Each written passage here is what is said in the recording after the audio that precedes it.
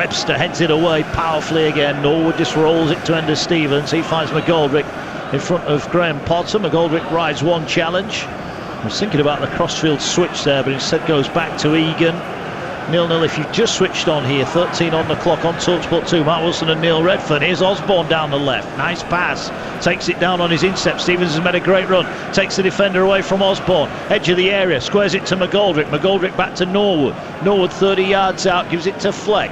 Fleck just on the back foot momentarily. Then he plays it forward. Norwood's got McGoldrick on the right, but doesn't go that way. Keane Bryan's making up an extra body on the left touchline.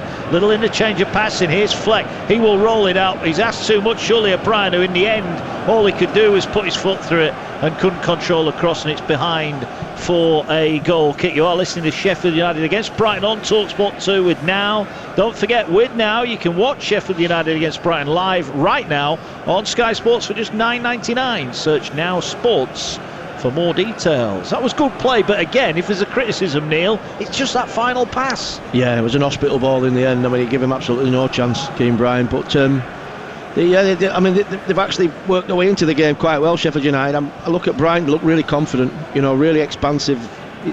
You can understand why they've had plaudits for the way that they play in the pass. Well, they're trying to play their way out of their own penalty area now. It's like a training exercise, and the control and the calmness in which they're working their way out is something to behold. It really is. Webster now eventually plays the ball forward towards halfway. Bryan beaten in the air. It just didn't quite fall for Maupay. There's some nerves at the back, isn't there? Or nerves of steel, should I say, from these Brighton players. Well, they're confident. I mean, obviously that comes from the manager. I mean, he's obviously expressing to them that, you know, we need to take a chance. We need to get out from the back. We need to have control possession. And that's exactly what they're doing. Ball on this near side. Ender Stevens will take it. Throw in it is. Down below us. 15 on the clock. Another huge week of sport coming up across the talkSport network. Don't forget, tomorrow we're live and exclusive at Molineux. Wolves, Burnley in the Premier League. 12 o'clock start. Nigel Adley and Chris Uolumo, our team for that one. And that's followed up by the Gallagher Premiership action as well from 2 o'clock right here on talkSport2. Bissouma just stands after Fleck tried to bring him down, and he looks at the referee as if to say, did you see that? To be fair to him, when he was on the ball, he never flinched, did he? No, he wasn't happy with the challenge. He started really well, by the way, John Fleck. He's up for this, you can see that. He's getting about the pitch, he's getting his tackles in, he's used the ball really well, he's got in some good positions as well. He has. Ball here with Gross going back towards the halfway line. Yeah, that Gallagher Premiership game tomorrow, Wasps against Bath, is live from 2 tomorrow in the Gallagher Premiership, so another busy day of sport. And the golf, of course, coming up this evening as well, as the Zurich Classic from New Orleans continues. PGA Tour Golf live on talkSport2. Here it's 0-0. Brighton going back inside their own half again. 16 on the clock. Sheffield United, the lowest scorers in English football. They've had some possession but not really done anything with it as Brian heads the ball away. It should be picked up by Trossard. Trossard does well. He's not the tallest, is he? But he's held the ball up nicely, and in the end he wins a free kick for his side there. That was good play. Yeah, he's very comfortable in possession, Trossard, you can see that. And he's almost got a licence to drift along. You know, that zone just in behind the front two. And he's picked up positions on the right, just in behind and on the left. And when they get him on the ball, you can see how dangerous he is. Well, they are going to put the ball in here. The free kick's only about 5 or 6 yards in from the right touchline. It's nearer the halfway line than the edge of the Sheffield United area, but everybody back for the Blades again. Osborne makes a one-man wall. The ball is swung in towards the penalty spot area. McGoldrick flicks it on, but it's kept in by Brighton. Cross comes in, headed away by Egan at the near post.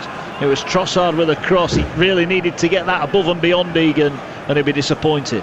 Yeah, I agree with you, Mark, as well. The only thing that's missing at this moment is the quality of delivery, the final third.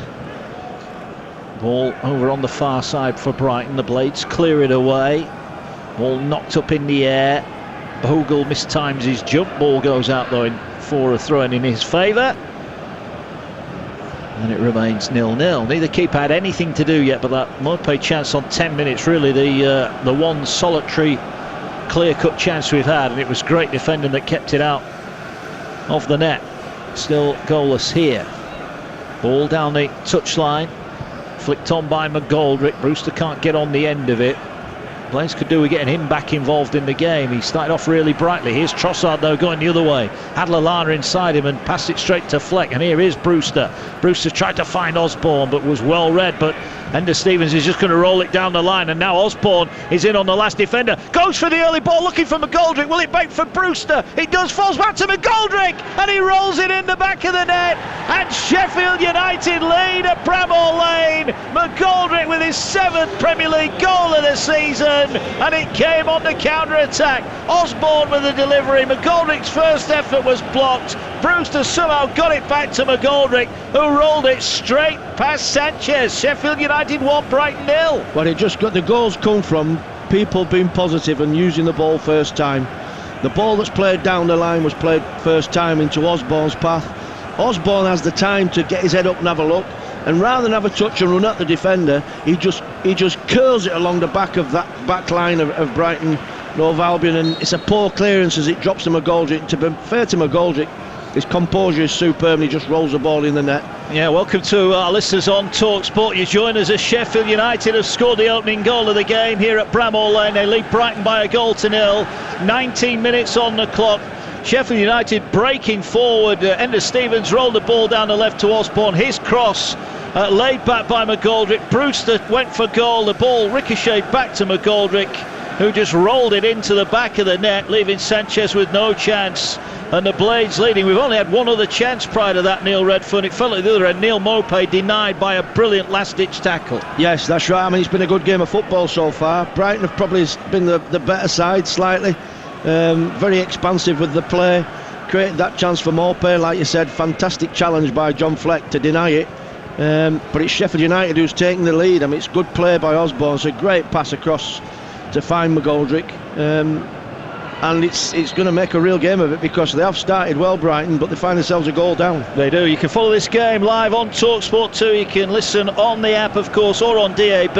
We've had 20 minutes at Bramall Lane. It's Sheffield United 1, Brighton 0. Yeah, dream start then. McGoldrick with a goal. And it just shows, if you are, as you said, Neil, if you are direct, you do go forward, you get the ball in early, things can happen. And for Sheffield United, they might be happening a little bit too late, but Paul Heckingbottom down on the sideline will be delighted with that goal. Yeah, and it gives everything a lift. It gives the players a lift, gives everybody around the club a lift, because it's, you know, it's your first team's everything. You know, it's important that they're doing well, and they've started well in this game against a good side. They're a good side, Brighton. You know, it's the first time I've seen them live, and very, very comfortable in possession, very expansive, take a risk.